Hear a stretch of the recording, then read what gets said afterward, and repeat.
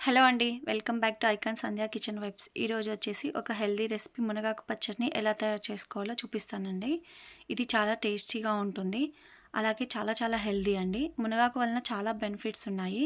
Weekly once or twice మనం మునగాకుతో చేసిన రెసిపీని మన డైట్‌లో ఇంక్లూడ్ చేసుకోవడం వల్ల చాలా హెల్తీ అండి.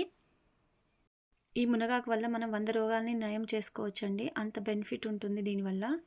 మునగాకులో అనేక విటమిన్స్ ఉన్నాయండి. ముఖ్యంగా వచ్చేసి క్యారెట్ కన్నా 10 రెట్లు ఎక్కువగా విటమిన్ ఏ అనేది మునగాకులో ఉంటుంది.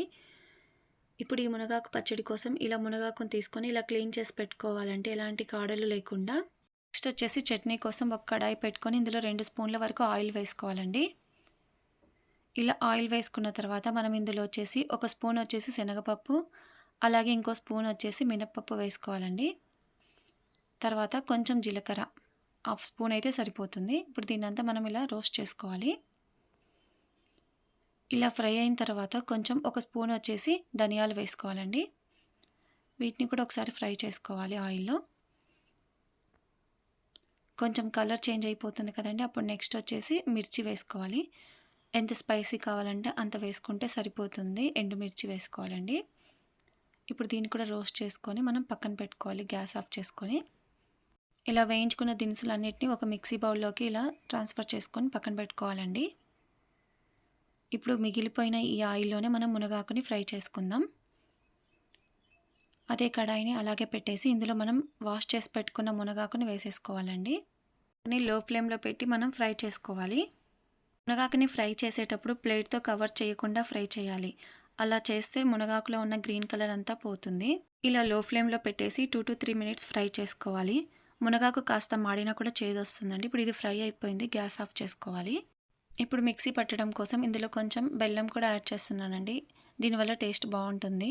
ఆ తర్వాత వచ్చేసి వెల్లుల్లి, అలాగే కొంచెం పసుపు, నెక్స్ట్ వచ్చేసి రుచికి సరిపడా సాల్ట్ అండి. నెక్స్ట్ వచ్చేసి కొంచెం చింతపండును యాడ్ చేసుకొని దీన్ని మనం బరకగా మిక్సీ పట్టుకోవాలండి.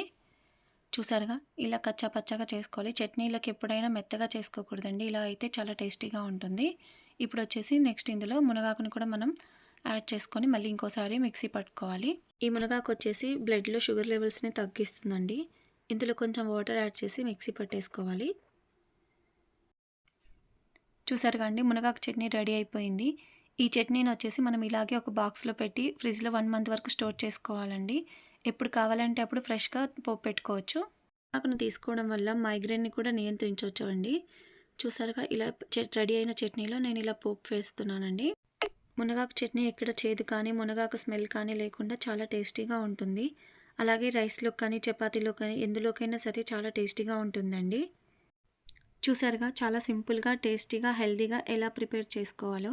ఈ వీడియో మీకు నచ్చినట్లయితే లైక్ చేయండి, షేర్ చేయండి, సబ్స్క్రైబ్ చేసుకోండి. అలాగే పక్కనున్న బెల్ ఐకాన్ని యాక్టివేట్ చేసుకోండి. Thanks for watching.